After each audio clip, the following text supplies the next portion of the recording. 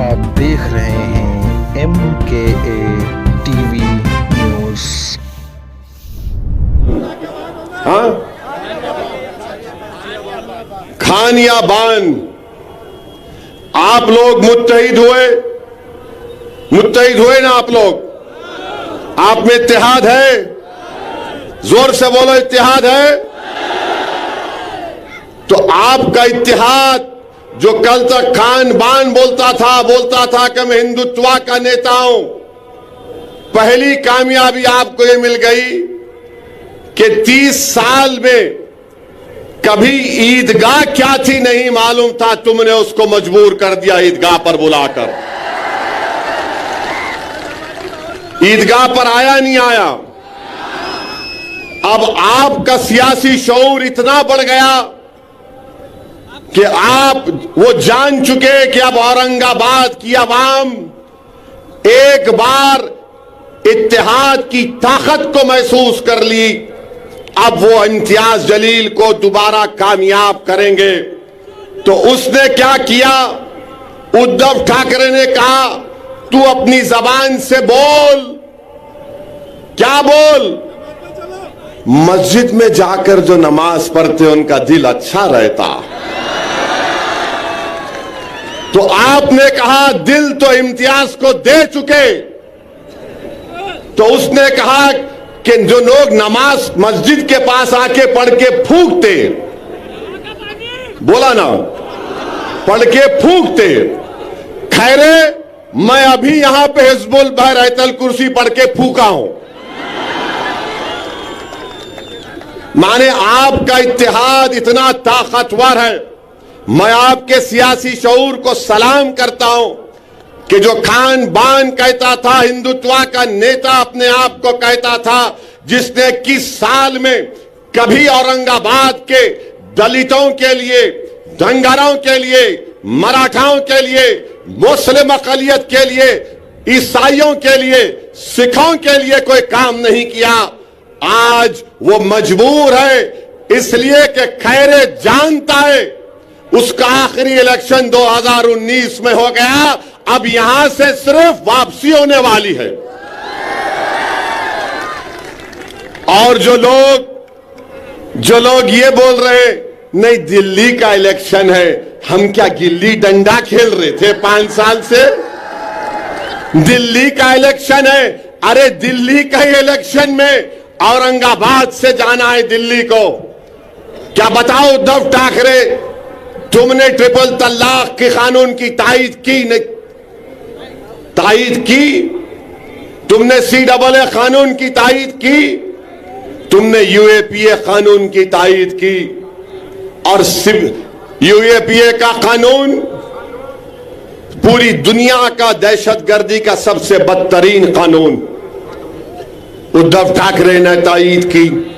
Triple तलाक का कानून शिवसेना ने, उद्धव ठाकरे ने तायीद की। और ऐसा कानून जो हमारे मुस्लिम महिलाओं के लिए नाइंसाफी का बाइस बन गया। CAA का कानून तायीद किए। किसने उस कानून को? मोदी के 303 MPओं के सामने खड़े होकर कहा, ए मोदी, तेरा यह काला कानून हम उसको फाड़ते हैं, नहीं मानते हैं उसको। उद्धव ठाकरे ने तायीद की। अच्छा, खैरे बोलते मस्जिद की बड़ी तारीफ कर रहा खैरे, तो बोल खैरे, मैं पूरी आवाम की तरफ से बोल रहा हूं, 6 दिसंबर तूने गुनाह किया था या नहीं किया था? बोल खैरे, बोलो उद्धव ठाकरे, बोलो आदित्य ठाकरे, बोलो शरद पवार, बोलो अजीत पवार, बोलो आदि कांग्रेस, बोलो नरेंद्र मोदी। मैं इम्तियाज जलील भारत की पार्लियामेंट में खड़े होकर असदुद्दीन ओवैसी ने कहा था, बाबरी मस्जिद जिंदाबाद, बाबरी मस्जिद जिंदाबाद, बाबरी मस्जिद जिंदाबाद। ये फर्क है। ये फर्क है। बोलो, मस्जिद के पास आकर बोल रहे, पढ़ के फूंकते, नमाज पढ़ लो। मेरे भाई 5 साल में इतना हो गया, आइंदा क्या क्या हो सकता सोचो आप। आइंदा क्या क्या हो सकता है? क्या हो सकता है आइंदा?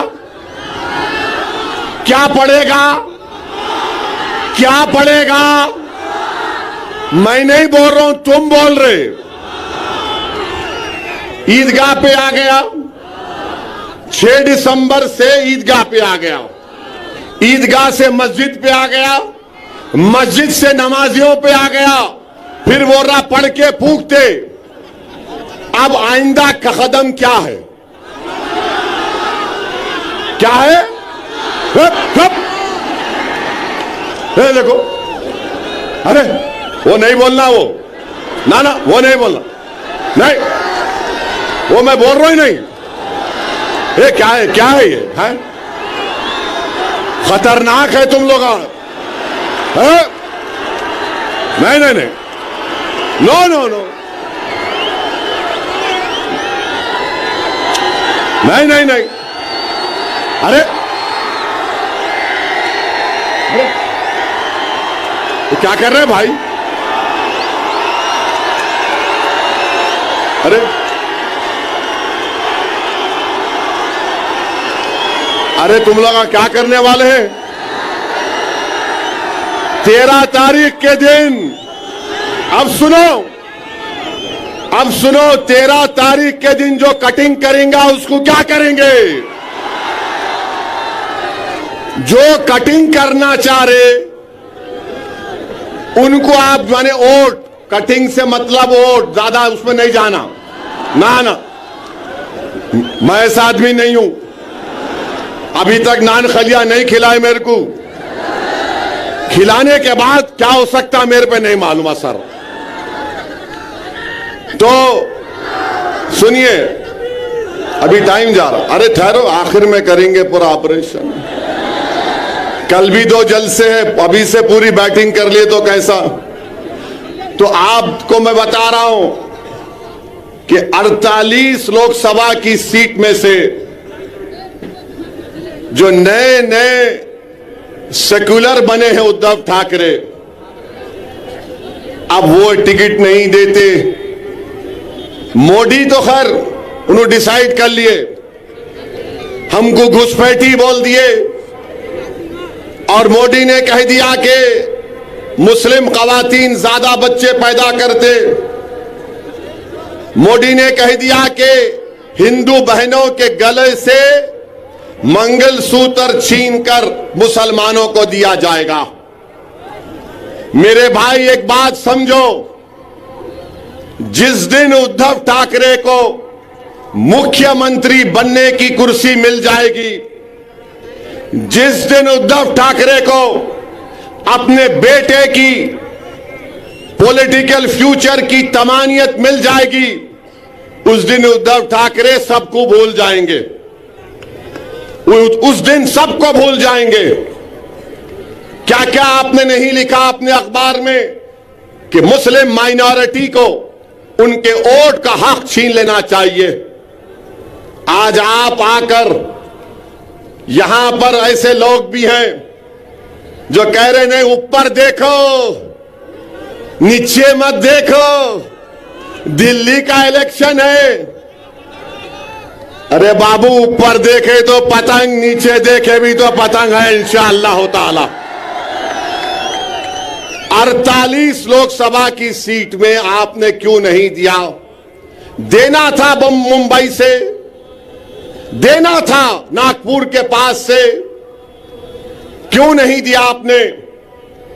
आपने इसलिए नहीं दिया क्योंकि जानते हैं कि मुस्लिम अक़लियत के पास कोई विकल्प नहीं है, वो हालत मजबूरी में वोट देंगे। मगर ये भूल गए कि ये 2024 है।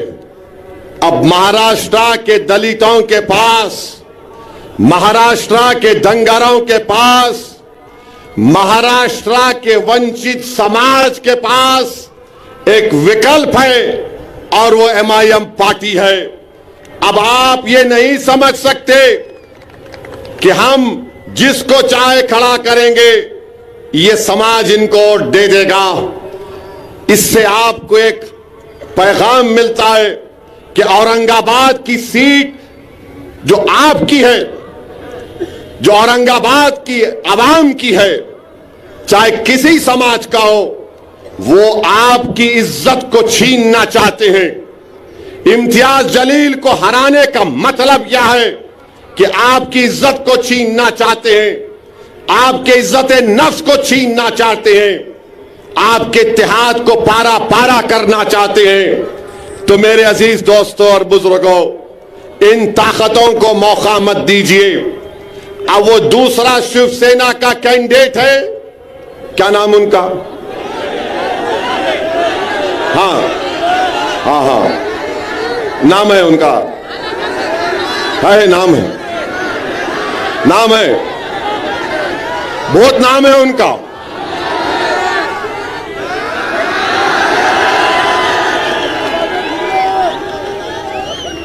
झूम रे भूम रे,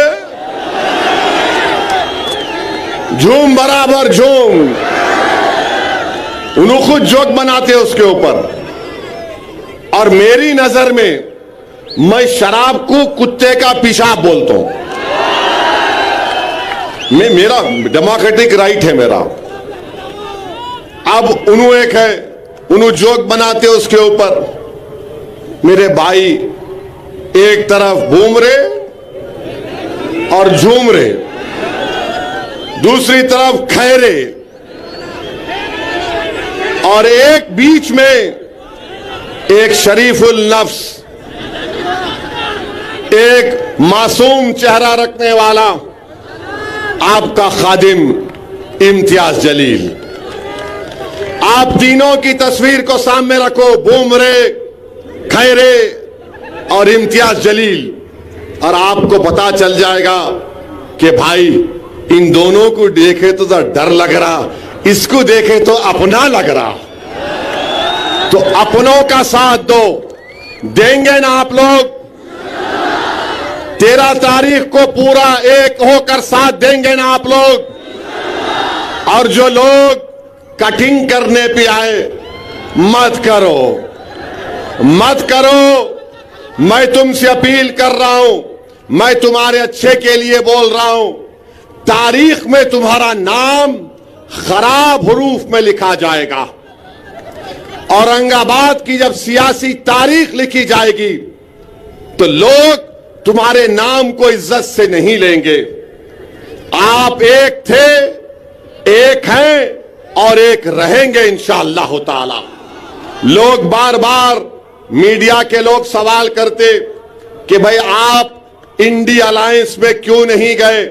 3 मर्तबा इम्तियाज जलील ने अवामी तौर पर स्टेटमेंट दे दिया कि हम लोग अगर बातचीत करेंगे तो हम तैयार हैं, मगर ये लोग बातचीत करने को भी तैयार नहीं थे। मैं आपको एक वाकया सुनाता हूं। एयरपोर्ट पर बैठा हुआ था मैं, आज से चंद दिन पहले मेरे बाजू एक बहुत बड़े इंडी अलायंस के नेता एयरपोर्ट पर देखे। मैं एयरपोर्ट की गेट के पास बैठा हुआ था, वो मेरे बाजू आकर बोले, बहुत बड़े नेता उनके, बोले ओसी साहब हाउ आर यू? बोले कैसे है? अब मैं बोला ये कहां सुबह सुबह बोला बैठूं? बोला साहब एयरपोर्ट जनता का है, पूछना क्या है, बैठो। आप लोग तो जहां नहीं बैठना वहां जाके बैठ गए। बोले क्या मतलब? मेरा शिवसेना के बाजू बैठ गए। खैर बैठे, बैठ के मेरी बहुत तारीफ किए, आप क्या भाषण देते। मैं दिल में सोच रहा था कि मैं क्या खव्वाल हूं। फिर बोले आप पार्लियामेंट में दलाइल के साथ तकरीर करते। फिर बोले आपका नया एमपी बेहतरीन स्पीकर है, और आपने बहरहाल बहुत सी चीजें बोले। मैं बोला भाई साहब 5 मिनट में आप मेरी पार्टी के एमपी की मेरी तारीफ करें आप, और आपका ताल्लुक महाराष्ट्र से है, ये तारीफ आप जो कर रहे मेरे को लगता है कि मुनाफिकत है, ये हिपोक्रेसी है। बोले क्यों बोल रहे हैं साहब? बोला आप हमारा इम्तियाज आपको पूछा लो अलायंस में, तो आप लोग बोले नहीं। बोले नहीं ओवैसी साहब ऐसा है, अगर आपको हम ले लेंगे तो हमको जो है दूसरों का वोट नहीं मिलता, हमको दूसरों का वोट नहीं मिलता। मैं सुन के ताज्जुब कर रहा था इस शख्स को कि अभी बैठकर कह रहा था कि हिंदुस्तान के संविधान को तुम बचा रहे हो, ऐसी तुम बाबा साहेब अम्बेडकर के ख्वाबों को पूरा करने की बात करते, हम तुम्हारी इज्जत करते। मैं सुन रहा था उनकी गुफ्तगू और कह रहे थे कि नहीं वोट नहीं मिलता है, वो फुला हो जाएगा। मुझे भी बड़ी तकलीफ हुई क्योंकि औरंगाबाद में तो इम्तियाज जलील को सबका वोट मिला। इम्तियाज जलील सिर्फ एक समुदाय का नेता तो नहीं है, इम्तियाज जलील को सबने कामयाब किया। खैर वो चले गए, मेरे दिमाग पर एक बोझ सा हो गया। मैं अल्लाह से दुआ कर रहा था कि अल्लाह ये सब बातें मुझे सुनना पड़ता परवरदिगार। तो उतने में मेरे पीछे से एक खातून और उनका बेटा उठकर आए और उस खातून ने कहा बेटे असद। मैं एकदम आंख खोला और देखा, बोले बेटे असद मैं तुम्हारी इसकी बातें सुन रही थी और मुझे तकलीफ हुई इसकी बातें सुनने के बाद, मगर मेरे बेटे तुम सच्चाई पर हो और तुम यकीन जानो कि हम सब तुम्हारे साथ हैं। इनकी बातों को लेकर तुम तकलीफ मत उठाओ, तुम जहनी बोझ का शिकार मत हो जाओ। मैंने अपने बेटे से कहा कि अगर मैं मर भी जाऊंगी तो तुम असदुद्दीन ओवैसी का साथ नहीं छोड़ना। मेरे आंख में आंसू आ गए, मैंने कहा कि अगर आप गैर महरम नहीं रहती तो मैं आपके पैरों को छू लेता। तो उस औरत ने कहा इधर आओ बेटे, और मेरे सर पर हाथ रखा। मेरे आंख से भी 2 कतरे आंसू के निकल गए, उस खातून की आंख से बेशुमार आंसू निकलते गए और बार बार मुझसे कहा, मैं इसकी गुफ्तगू सुन रही थी, मेरा कलेजे में दर्द हो रहा था कि मेरे बेटे को बाजू बिठाकर तारीफ भी करके आज वो कह रहे हैं कि तुमको करीब आने नहीं देंगे। मेरे भाई, जब कभी भी मैं औरंगाबाद को आता हूं और दौरे करता हूं, जिनका मेरा उनका कोई रिश्ता नहीं है, जिनको मैं पहचानता भी नहीं, और जब घरों से हमारी मां और बहनें रो रो कर कहती हैं, ऐसा कहती हैं कि तुम कामयाब हो गए, जब नौजवान कहता है कि भाई कुछ भी हो जाओ हम तुम्हारा साथ नहीं छोड़ेंगे, ज़ईफ लोग बुला बुला कर बोलते कि असदुद्दीन हस्बुनल्लाह नेमल वकील का विर्द करते रहो, तो खुदा की कसम मैं तुम्हारे दरमियान में खड़े होकर कह रहा हूं, मुझे किसी की जरूरत नहीं है, अल्लाह और तुम लोग काफी हो, अल्लाह और तुम लोग काफी हो। ये क्या कर लूंगा इन लोगों के पास जाकर, शायद मुझे शोहरत मिल जाए या कोई मंत्री या पोस्ट मिल जाए, मुझे नहीं चाहिए। मेरे भाई, तुम्हारे दिलों में अल्लाह ने मोहब्बत पैदा की, तुम्हारे आंख में आंसू आ जाते जब मजलिस का जिक्र होता। यही सबसे बड़ी दौलत है, यही सबसे बड़ी दौलत है, यही सबसे बड़ी नेमत है अल्लाह की। मैं फिर से कह रहा हूं तुम्हारे दरमियान में, मैंने अपने घर में भी कहा कि अगर मुझे मौत आ जाए तो मुझे औरंगाबाद के किसी कब्रिस्तान में ले जाकर दफना देना। मुझे औरंगाबाद की जमीन से इतनी मोहब्बत है। मैं जज्बात में लाने को नहीं कह रहा हूं, नहीं मालूम इस जमीन में क्या चीज है कि बहुत यहां पर एक रूहानी सुकून मिलता है। अल्लाह तुम्हारे इस जज्बे को सलामत रखे, डरने और घबराने की जरूरत नहीं है। अल्लाह हमारे साथ है, अल्लाह हमको कामयाब और कामरान करेगा। अरे ये लाख आ जाए, कोशिश कर ले, मुझे यकीन है कि मराठा लोग जो पार्लियामेंट में देख चुके इम्तियाज जलील को कि जिसने मराठाओं के आरक्षण की बात की। धनगर समाज के लोग ये जानते हैं कि इम्तियाज जलील ने बेलौस उनकी लाई और इंसाफ की बात की। दलित समाज के लोग जानते हैं कि पीठ खंजर में इंडिया अलायंस ने घोपा, बुलाकर डाइस पर जलसा कराकर उनका हाथ छोड़ दिया, मगर हम में इत्तेहाद नहीं हुआ। मगर हमने दलित पॉलिटिकल एम्पावरमेंट के लिए, बाबा साहेब अंबेडकर के ख्वाबों को पूरा करने के लिए, और बाबा साहेब अंबेडकर का जो एहसान हम पर है, हमने वहां से अकोला में ताईद का ऐलान किया। हमने आनंदराव अंबेडकर साहब की सीट पर ताईद का ऐलान किया। कोई कुछ भी कह ले, मगर हम हमेशा से ये बात कहते आ रहे हैं कि वंचित समाज को एक होना पड़ेगा, और वंचित समाज जब एक होगी तभी हकीकी मानों में इंसाफ मिलेगा। मोदी का भाषण तो तुमने सुना होगा। कहां मियां वो लगा सकते? लगाओ जरा, लगाओ जल्दी, चाउश जल्दी लगाओ। सुनो मोदी ने क्या कहा, सुनो आप, सुनो मोदी ने क्या कहा, सुनो आप। क्योंकि जब मैं बोलना शुरू करा तो हमारे दुश्मना शुरू हो गए, इन्हों जज्बाती बात कर रहे, बहरे हैं पूरे, सुने नहीं आता सच्चाई इनको। लगाओ लगाओ। उनकी सरकार को उन्होंने कहा था, सुनो मित्रों, देश की संपत्ति पर पहला अधिकार मुसलमानों का है। इसका मतलब ये संपत्ति इकट्ठी करके किसको बांटेंगे? जिनके ज्यादा बच्चे हैं उनको बांटेंगे, घुसपैठियों को बांटेंगे। क्या आपकी मेहनत की कमाई का पैसा घुसपैठियों को दिया जाएगा?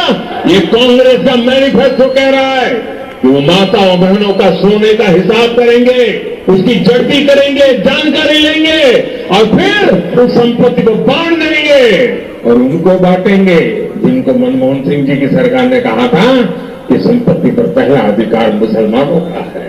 भाइयों बहनों, ये अर्बन नक्सल की सोच, मेरी माताओं बहनों, ये आपका मंगल सूत्र भी बचने नहीं देंगे, यहां तक जाएंगे न कहने में। और पहले जब उनकी सरकार थी उन्होंने कहा था कि देश की अब आप अंदाजा लगाइए, मुल्क का वजीर आजम है, 133 करोड़ जनता का वजीर आजम है।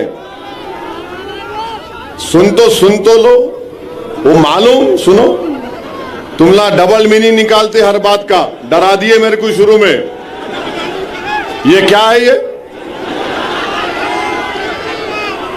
तो सुनिए, एक मुल्क का वजीर आजम भारत की अल्पसंख्यक समाज को घुसपैठी कह रहा है।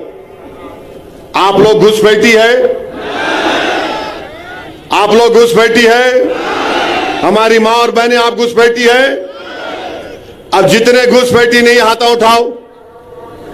दीवार पे बैठने वाले भी उठाओ, दीवार नहीं गिरती, मैं हूं ना। वहां छत पे खड़े रहने वाले उठाओ, डाइस पे बैठने वाले उठाओ। आप लोग घुसपैठी है? हाथा नीचे। हमारी मां और बहनें ज्यादा बच्चे पैदा कर रहे नहीं, झूठ है। तो ये टोटल फर्टिलिटी रेट गिरा है, मुस्लिम बहनों का, बेटियों का TFR गिरा है। मोदी झूठ बोल रहे। अब एक और सवाल पूछूंगा, हाथा उठाना।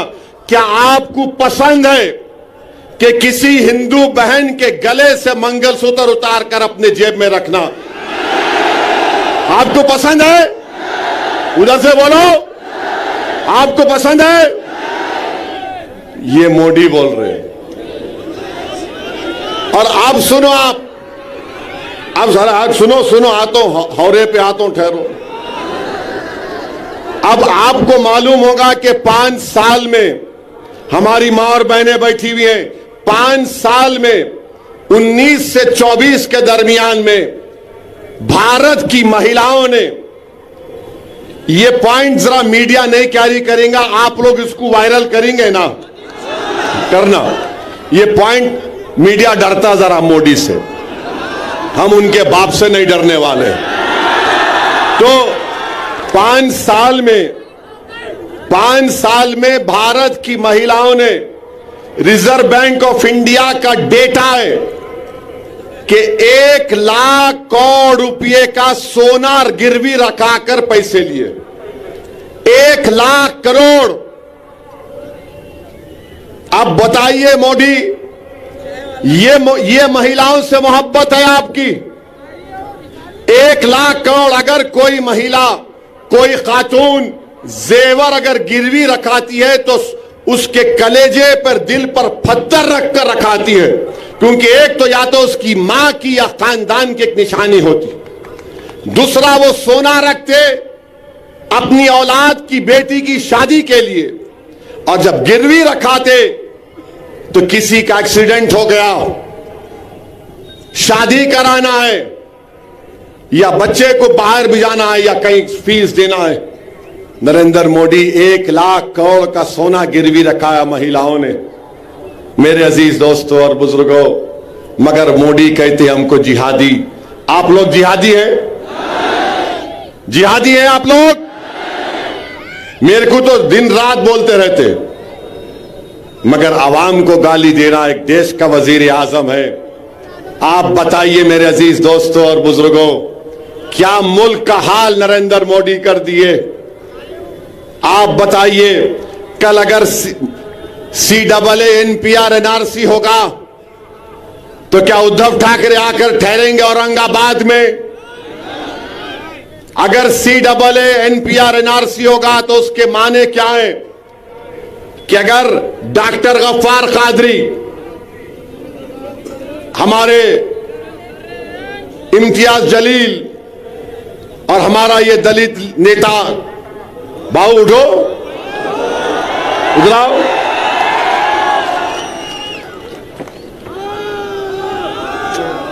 बहुत अच्छा है इन्हें। अगर इनका नाम, तीनों का, डॉक्टर साहब का नाम आ गया NRC के लिस्ट में, कोई भी जाकर बोलेगा इनके नाम का ऑब्जेक्शन है, इनको इनके दादा का बर्थ सर्टिफिकेट लाना पड़ेगा, डॉक्टर साहब को परभनी जाके लाना पड़ेगा, इम्तियाज साहब को कहां से लाएंगे? नहीं ला सकते। और अगर कल NPR NRC होगा औरंगाबाद की आवाम, तो क्या उद्धव ठाकरे आके खड़ेंगे? क्या ये दोनों चचा भतीजे आएंगे? कौन आएगा और कहेगा कि हम कानून को फाड़ते? किससे कागज पूछ रहा? पूछ। असदुद्दीन अवैसी, इम्तियाज जलील आएंगे। CAA NPR के खिलाफ हमने कानून को फाड़ दिया था। मेरे भाई सोचो, इस बात को आपको सोचना है। 13 तारीख को जब वोट डालने जाएंगे, मेरी इन तमाम बातों पर गौर करिए। और ये जो देशभक्ति की बात ये RSS के लोग करते हैं, ये देशभक्ति की बात ये दोनों शिवसेना वाले करते हैं। अरे बताओ, चीन 2000 स्क्वायर किलोमीटर पर कब्जा करके बैठा हुआ है, ना मोदी के मुंह से निकलता है चीन, ना RSS की जबान से निकलता है। कितने मर्तबा हमने पुकार पुकार कर कहा कि चीन कब्जा करके बैठ गया, मगर मोदी कुछ बोलते नहीं है। मगर मोदी बोलेंगे बच्चे पैदा कर रहे। अच्छा, बाय द वे, मोदी के खुद 6 भाई हैं, अमित शाह के 6 बहने हैं। गोलवालकर के, इधर देखो, यहां है, कुछ भी नहीं है इधर। गोलवालकर के 11 पैदा किए उनके डैडी, मगर इल्जाम हम पे लगा रहे। तो मेरे भाई, एक शेर आपके सामने रखकर, बल्कि 2-3 शेर है। एक हैदराबाद के एक मजाहिया शायर थे, मोइन बंबू नाम था उनका। तो मोइन बंबू बोले, काम नहीं होने के क्यों करने को जा रे चिचा, भीगी बारूद को तुम आग लगा रहे चिचा, मोटे शीशे की छड़ी आंख पे ऐनक, फिर भी नजरे शीला की जवानी पे लगा रहे चिचा। ये मैं नहीं बोला, ये मोइन बंबू बोले। हाँ, एक बात अब ये सुनो आप, ये मजे का है बहुत, ये काफी हिट हो गया। ये एक हैदराबाद के दखन के एक मजाहिया शायर थे, उनका नाम क्या था? नाम है हरी सिंह। अब समझ जाना किसको बोल रहा हूं मैं, मेरा साथ देना। अम्मा बाबा को भूल गया हो रे,